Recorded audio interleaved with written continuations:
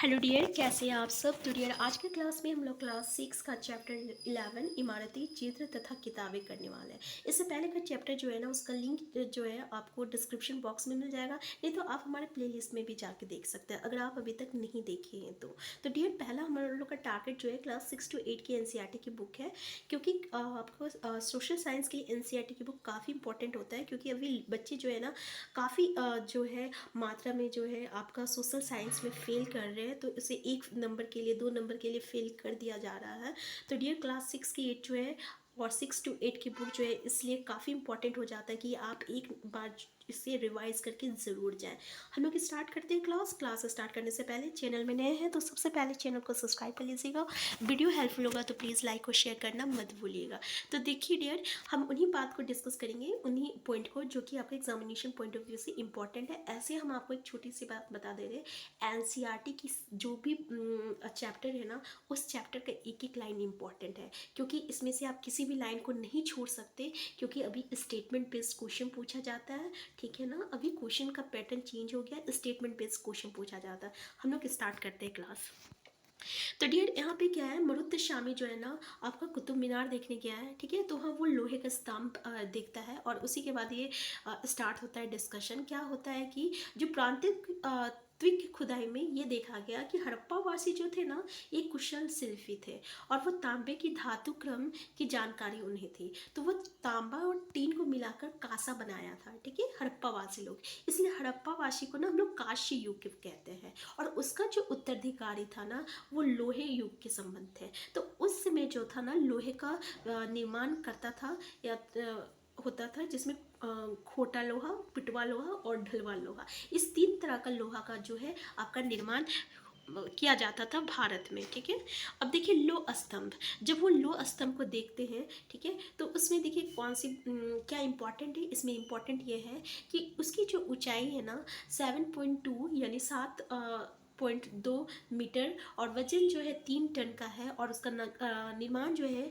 लगभग 1500 साल पहले हुआ था। और इसकी जो जानकारी है ना, इस अभिलेख, इसमें खुदा हुआ है, ठीक है, जिसको हम लोग अभिलेख कहते हैं, तो उस अभिलेख से मिला है। और इसी अभिलेख में ना डियर, आपका चंद्र नाम के एक शासक का भी जिक्र किया गया है, और ये जो चंद्र नामक शासक है ना, ये आपका गुप्त वंश का है।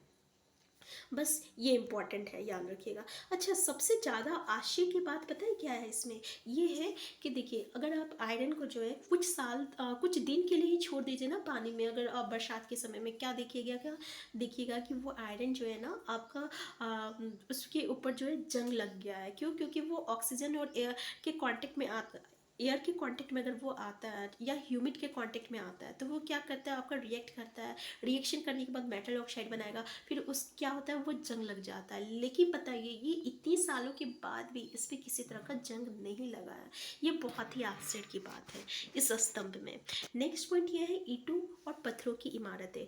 तो डियर, क्या है कि उस समय शिल्पकार जो थे, ठीक है ना, उसका कुशलता जो है, हम लोग जो उसका जो कुशलता का नमूना हम लोग कह सकते हैं, यानी वो कितने कुशल थे, मतलब कि वो शिल्पकार है। ठीक है, उस समय की स्तूपों को देखकर पता चलता है। ठीक है, स्तूप जो रहता है ना डियर, शाब्दिक अर्थ में हम लोग टीला कहते हैं। ये जो रहता है ना, किसी भी आकार का होता है, कभी गोल हो सकता है, लंबा हो सकता है, छोटा हो सकता है, बड़ा हो सकता है, लेकिन इसमें एक चीज़ जो रहता है ना, वो सेम रहता है, यानी उसमें एक चीज़ समानता देखने को मिलती है कि जितनी भी स्तूप रहता है ना, उसके भीतर जो रहता है ना, एक छोटा सा डब्बा रहता है, और उस डब्बा में ना आपका बुद्ध या उसकी अनुयायी जो होते हैं, उसका अवशेष, जैसे दांत हो गया, हड्डी हो गया, राख हो गया, या उसके द्वारा कोई भी चीज़ जो कि वो यूज़ करते थे, कोई कीमती पत्थर हो गया या सिक्का हो गया, वो सब उस डब्बा में रखा हुआ रहता है। तो इसे ना हम लोग क्या कहते हैं, धातु मसुंजा कहते हैं। ठीक है, तो सबसे पहले ये धातु मसुंजा जो था ना, उसके ऊपर ना एक मिट्टी का टीला रखा होता था, लेकिन बाद में इस टीला को हटाकर, मिट्टी के टीला को हटाकर ईंट से ढक दिया गया। फिर उसके बाद क्या हुआ कि उसमें गुंबद नुमा, इस तरीके गुंबद नुमा का ढांचा होता है, ठीक है ना, इस तरीके से गुंबद नुमा होता है, इस तरीके ढांचा का ढांचा बनाया गया, और फिर बाद में उसको ना पत्थर से ढक दिया गया। ठीक है, यहाँ तक कंप्लीट है। नेक्स्ट पॉइंट क्या बोलता है, तो इस स्तूप के चारों ओर जो है जो पथ है, जो रास्ता है ना, इस ये जो गोल आकार में है, ठीक है, वृत्ताकार मतलब गोल है, और इसको हम लोग क्या कहते हैं, प्रदक्षिणा कहते हैं। ठीक है, तो याद रखिएगा कि स्तूप की जो गुंबद नुमा ढांचा है, उसके चारों ओर जो पथ है उसको हम लोग प्रदक्षिणा कहते हैं। ठीक है ना, और वो वृत्ताकार का रहता है, यानी गोल रहता है, और इस रास्ते में ना रेलिंग से घेर दिया जाता है, जिसको हम लोग वेदिका कहते हैं। रेलिंग से क्या करता है, घेर देता है, इसको वेदिका कहते हैं, और इसी वेदिका में प्रवेश द्वार होता है। ठीक है, तो इम्पॉर्टेंट है, याद रखिएगा। अब देखिए हम लोग को अमरावती ढूंढता है, लेकिन इम्पॉर्टेंट ये है ना कि ये अमरावती जो है लगभग 2000 साल पहले इस स्तूप को सजाने के लिए शिलाओं पर चित्र उकड़े गए थे। ठीक है, ये इम्पॉर्टेंट है, याद रखिएगा। तो देखिए कई बार क्या होता था ना, पहाड़ी को काट कर जो है उस पर गुफा बनाया जाता था, और उस गुफा में ना मूर्ति और चित्र बनाया जाता था, क्योंकि इस काल में जो है हिंदू का मंदिर का जो है निर्माण किया गया था, जिसमें विष्णु, शिव, दुर्गा इस तरीके का देवी देवताओं का पूजा होता था, और जिसमें ना एक महत्वपूर्ण भाग होता था जिसको हम लोग गर्भगृह कहते हैं। मंदिरों का सबसे महत्वपूर्ण भाग क्या होता है, तो याद रखिएगा गर्भगृह कहते हैं। और जहाँ की और इसको क्या, इसमें क्या होता है, इस जगह में आपका जो देवी देवता की मूर्ति जो है रखा जाता है। ठीक है, और इस स्थान पर पुरोहित जो रहता है ना, आपका धार्मिक अनुष्ठान भी करते हैं। ठीक है, ये भी याद रखिएगा। अक्सर क्या होता है कि गर्भगृह एक पवित्र स्थान के लिए रूप में दिखाने के लिए रहता है। देखिए ये जो है ना, ये आपका सांची का महान स्तूप है, तो आपको ये याद रखना है, ये मध्य प्रदेश में है। ठीक है, और इस तरह का स्तूप का निर्माण जो है ना कई सौ साल पहले हुआ था। पहले तो इसमें स्तूप में ईंटों का प्रयोग किया गया था, जो कि आपका अशोक काल में हुआ था।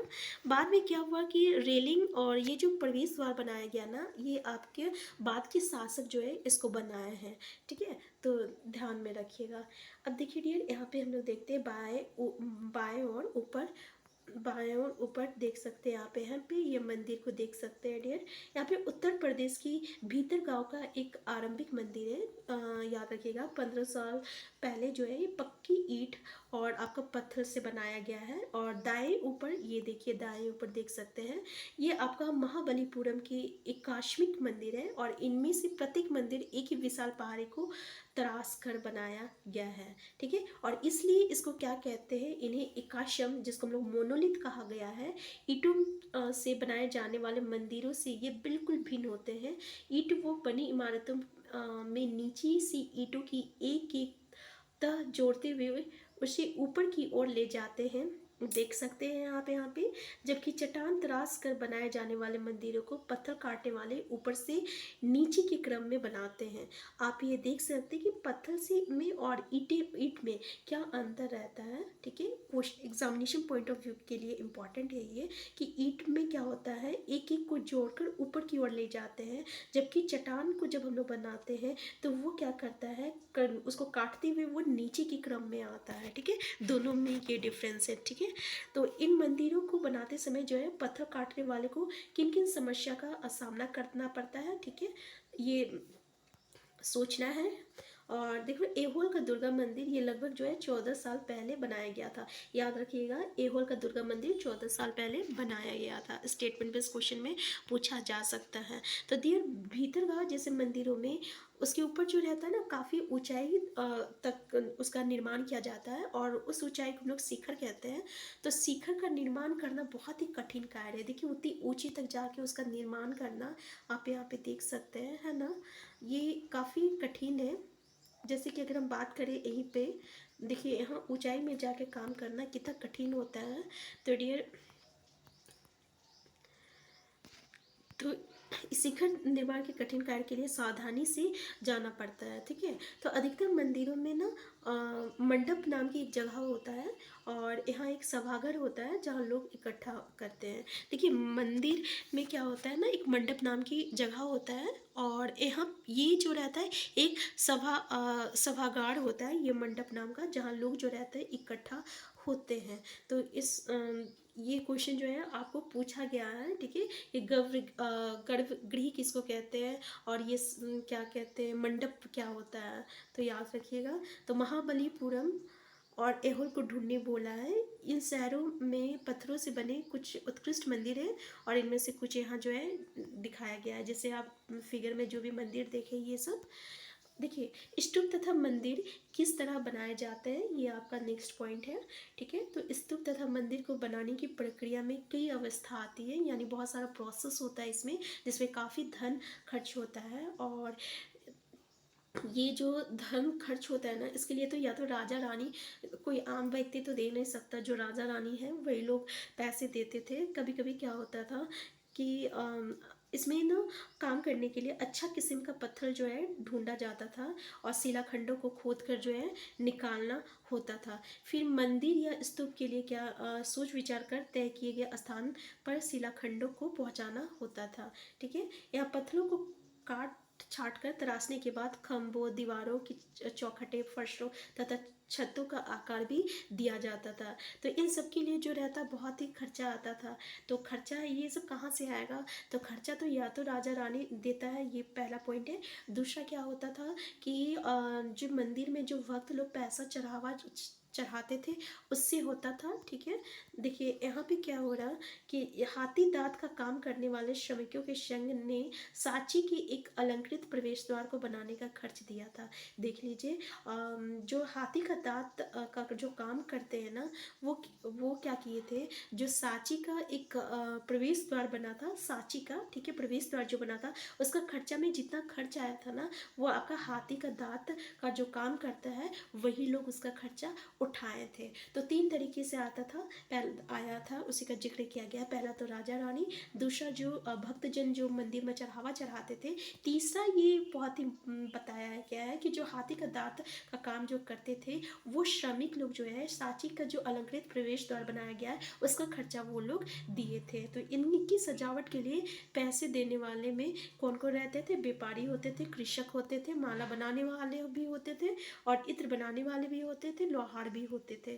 ठीक है, यहाँ पे कुछ इंपॉर्टेंट दिया हुआ है, जैसे कि उड़ीसा के जैन मठ, एक पहाड़ी को खोदकर जो है इससे 2 मंजिला इमारत को बनाया गया है। कमरों की प्रवेश द्वार को ध्यान से देखिए, आप यहाँ पे देख सकते हैं। इनमें जैन भिक्षु रहते हैं और ध्यान करते हैं। कौन रहते हैं? जैन भिक्षु रहते हैं और ध्यान करते हैं। ठीक है, आप यहाँ पे देख सकते हैं, ये क्या है? उड़ीसा का जैन मठ है।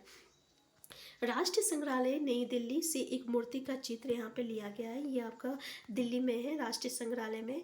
ठीक है, ये आप देख सकते हैं। तो डियर, ये चैप्टर ना काफ़ी बड़ा है और ऐसे आप देख सकते हैं क्लास 6 to 8 की एनसीईआरटी की जो सोशल साइंस की बुक है काफ़ी बड़ा बड़ा रहता है। तो इतना डिस्कशन करना एक ही पेज में पॉसिबल, एक ही वीडियो में पॉसिबल नहीं है। तो फिर हम क्या करते हैं, इसका जो है आपका पार्ट में हम लोग डिस्कस करते हैं। तो नेक्स्ट पार्ट हम जो है नेक्स्ट वीडियो में डिस्कस करेंगे। अगर चैनल में नए हैं सबसे पहले चैनल को सब्सक्राइब कर लीजिएगा। वीडियो हेल्पफुल हुआ तो प्लीज़ लाइक शेयर करना मत भूलिएगा। हम फिर मिलते हैं, तब तक के लिए स्वस्थ रहिए, खुश रहिए और आप अभी से अपनी तैयारी शुरू कर दीजिए, क्योंकि अभी जो है बच्चे काफ़ी मात्रा में जो है आप में सीटेट में जो है फेल हो रहे हैं। ठीक है, तो कोई रिस्क नहीं लेना है इस बार। Bye bye.